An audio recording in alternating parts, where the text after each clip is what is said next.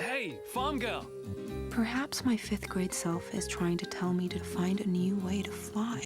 Hey everyone, Rascal here. And Mama, welcome to our channel, Paws On Animation, and our podcast. And today we're covering another Studio Ghibli movie, Only Yesterday. Yes, it's Ghibli.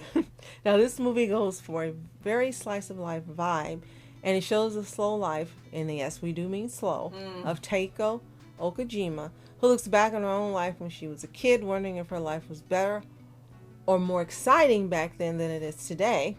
Only yesterday. Right. But as she recounts this, she questions if it's time to let go of the past, yes, in order to have a better present and future, yes. Right. But Before we start, be sure to like, subscribe, and click each one to future podcasts and all of Paws videos. thank you so much for joining us today, subscribing, sharing our videos, commenting, everything you do. We appreciate you so much. Thank you, thank you, thank you. Yes. We were surprised to learn that this was a Ghibli movie, Yes. but when we actually saw it, it looks like a Ghibli movie, Yeah, for sure. it does. Even with the animation style being slightly different, it was still Ghibli-ish. And it's definitely not a Goro Miyazaki movie, thank No. goodness. No. And this is one that we ended up getting from the library since there's a large collection of Ghibli movies to rent. Mhm. And this was one of the few ones remaining in the library that we had not watched because, you know, we have covered a lot of the fantastical movies. But however, getting to the more slice of life ones are the ones we somehow did not get to until recently. And Only Yesterday was one of them. And we didn't know what to expect because it was not a Miyazaki film, not Hayao Miyazaki, Right. and it's not Goro Miyazaki. Right. So it could have gone either way. So now that we've seen it, it's time to tell really our true thoughts on it. Yes. So for those of you not familiar with Only Yesterday, it's literally in Japanese, memories come tumbling down. And that's really what happens in the movie. It's a 1991 animated drama film written and directed by Isao Takahata, based on the 1982 manga Oromodi Poro Poro by Hotaru Okamoto and Yuko Tone. So this actually has a protagonist, or MC, that's 27 years old. Right. And you get to see her current self as well as her 10-year-old self. Yes. The movie was originally released July of 1991 in Japan. It made $525,000 overseas, and it might not sound like a lot now, but in 91, that was a lot of money for Yes. an animated movie. It's gotten a lot of critical praise, and it actually tends to be a favorite for Studio Ghibli fans who want to see something more real life Right. than fantastical. Right. And this works for having the balance because there are some points for much latter Ghibli movies where they want to be more slice of life rather than fantasy, or it's heavy slice of life with a touch of fantasy. And this technically is one of those movies. The fantasy part is not only her reminiscing on her childhood, but she sees herself kind of wandering about wherever she goes. Like, she holds on to that part of her life so much. It's like she exists as her own person, goes with her everywhere she goes. And at first, it's actually fun and endearing. But as the more she talks about her past and the more she goes on, the more you start to see that it's not just something lightly. She's held on to it so much that she literally goes everywhere with her own past. True. And it becomes more of a crutch, and she becomes stagnant in her current life because all she's thinking about is her past as a child. And her job as an office worker. Right. She's unmarried. She really doesn't have a life. She really No. doesn't have a lot of friends. But people do like her. I think what was interesting about this is not only is she holding on to those memories, but pain that she experienced during that time from her dad, as well as from a boy at school that she thought really hated her. And she's so caught up in those emotions that, as you mentioned, they stagnate her from making new friends, from doing things other than going to work and spending time with her family. And the movie is a cautionary tale as well, because once she looks back on things, she realizes that the way she was seeing them as her 10-year-old self is not the reality of how things were as a 27-year-old. And then there's another person in the movie that she doesn't remember, but she knew as a kid. And of course, this person had a crush on her. Yeah, what else? And he still has a crush on her. And he helps her to work through some of those things when she actually starts to tell him some things. Right. She hasn't discussed it with, again, the friends she doesn't have. She hasn't Right. discussed it with her sisters or her mom, and definitely not her dad. Right. So it's interesting that she ends up forming this bond with someone from her past who she completely had forgotten about, but he hadn't forgotten about her. Of course not. It's a Ghibli movie. There is actually some humor in here. It really presents more of a coming of age, but she's well past the age, and a drama. And there is parts of those elements in here. But there are actually points where they do have some humor. And it's not all comedy throughout, like Miyazaki film things where they'll just have like hilarious things. Right. Some humorous parts come from mostly when she's 10, and some things she says that are either silly or they're responsive. Yeah. Like there's a segment in the movie where she is failing in math, but you find out she technically isn't failing. It's they're changing the structure of the math, and she's not understanding how it works, so they're saying that she is flunking math and not getting fractions. They also want her to show her work. Right. And she can figure out the answers without showing longhand how she came to the answer. Right. And they don't want to allow her to Right. do that. And that sounds familiar for me, Yeah. as I told you. Because I remember Yeah. when I had algebra and trig and all these different things, I could look at it and get the answer. And I was constantly told, Smiley, you have to show your work. You can't just give us the answer.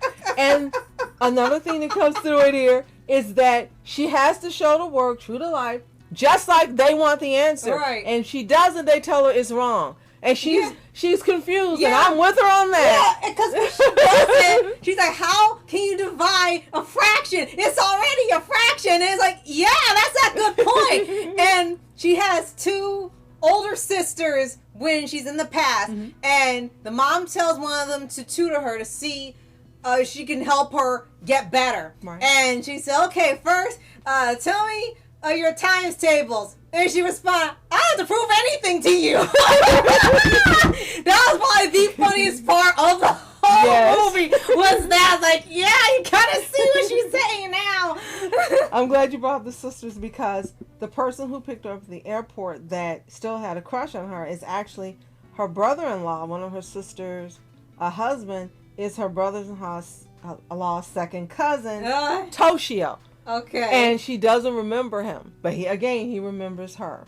So her sisters are much older than her. Yes. And so she doesn't have a friendship with them either as a child, because there's such a giant gap.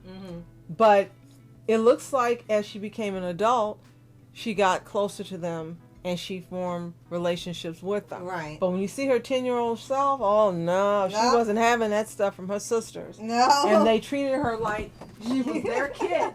Yeah, Really. they did. They really did. It almost reminds me a little bit of Lilo and Stitch with Nani and Lilo, and them having to kind of sort of navigate that friendship and relationship because of the big age gap. But it's still hilarious to watch when you see it, because you're thinking the sister is the one on the right, and then the more you hear, the more you pay attention, it's like, no wonder she's confused, because the stuff's not making sense when they explain it. So you're seeing all the folly she had as 10 and stuff. Sometimes you see she overreacted, and other times where the adults were the one in the wrong. It was never, oh, she was always right and the world was wrong, or the world was picking on her, and vice versa. They show there was an equal amount of her being in the wrong and the adults being in the wrong. So it was a much more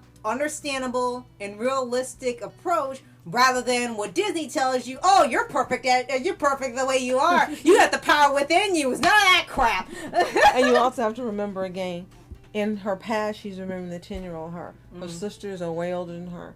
The dad is kind of stoic and stern, and you can see her relationship is kind of strained with him. The mom supports her, which is really sweet, and tries to defend her. And so do the sisters, even though they are so far apart, there's not that friendship. When things go against her. Like, they will chastise her like she's a child. But when the dad gets on her, wasn't treating her, understanding her, and treating her like a child, but he was treating her more like an adult, then they stood up for her. So you see that they do love her, but I think, again, because there's such a big difference in the age, they looked at her like their kid, not their little sister. Right. There are lots of wonderful moments within this movie, lots of beautiful moments, lots of things that cause you to reflect back on your childhood and cause you to reflect back on what has happened to you and make you think. And I really like that. And you see a lot of Tokyo, because that's where she is, and then she goes to the country to see the relatives. So she ends up going to a farm, and she takes a trip to visit her elder sister Nanako's in-laws, and she's helping with the safflower forest. And we learned what a safflower looks like, and yes, that oil that you get in the store that's bad for you, they show you how they gather them and how they grow and everything. So that was something I didn't expect. Yeah. I love the Ghibli movies because you always get something extra. It's a little educational value. And then you see her grow closer to Toshio, and you see her make a decision not just about Toshio, but about whether she's going to hold on to that past and release it. Right. And then they give you, and I guess, a glimpse of how her future is going to be toward the end, and I really love that. Yes. So this was, again, critically praised. Rotten Tomatoes, who's rotten now, gave it a 100% rating based on reviews from 63 critics. It was described by many critics as a touching, melancholy meditation on the life of the same woman in ages 10 and 27.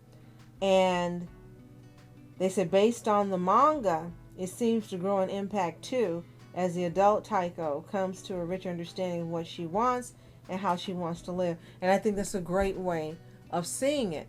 And to this day, we personally have not seen another movie like this that's either an anime movie or a Western movie. It's very unique in the way it's presented. And the mangas, for me, will probably be a great read. I love slice of life. And it's not boring. It's really introspective. It's beautiful to look at. It's calm. It's comforting. It's informative. It's so many things that I can understand why when this came out, people absolutely loved it. On top of that, it was a different time. 91 is really different from now. Yeah. So I think not only could it be appreciated then, but with life as it is now, with all the drama and events and things going on, this is a great way for you to watch a movie that will bring you comfort, cause you to think on and reflect on your own life and choices and things you've done. And by the end, like you said, there is a happy ending. And they play into the fantasy one last time and heavier.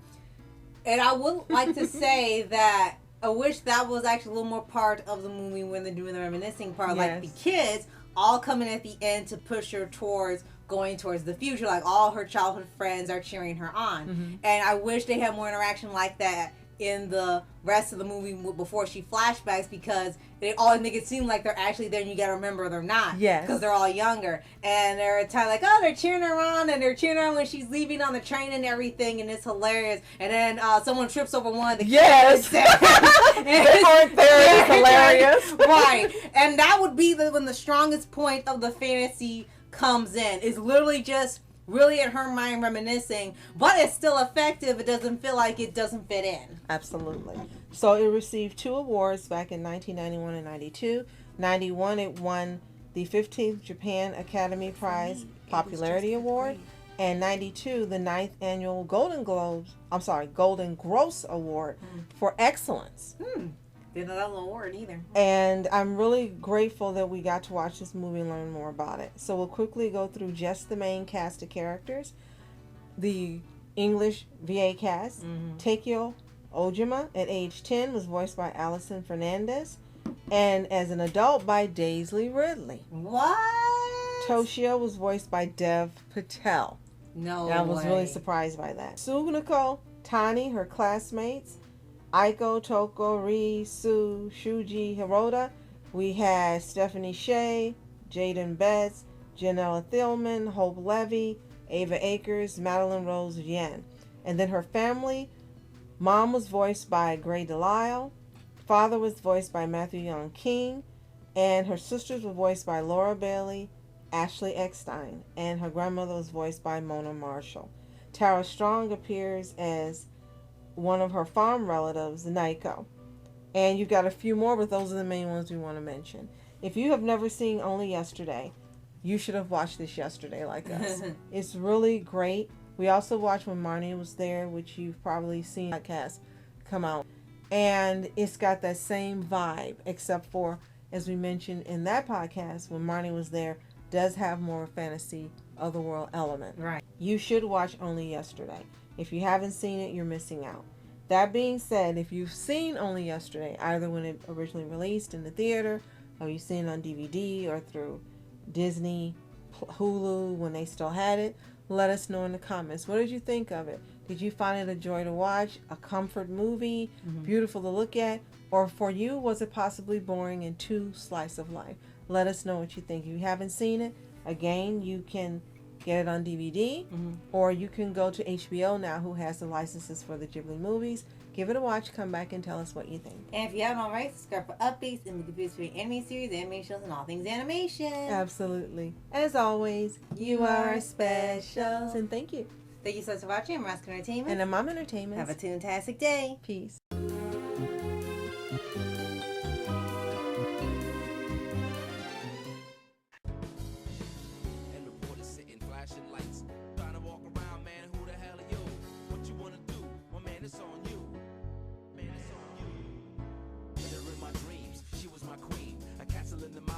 Rivers and streams, plucking sunlight from the sky in my pocket.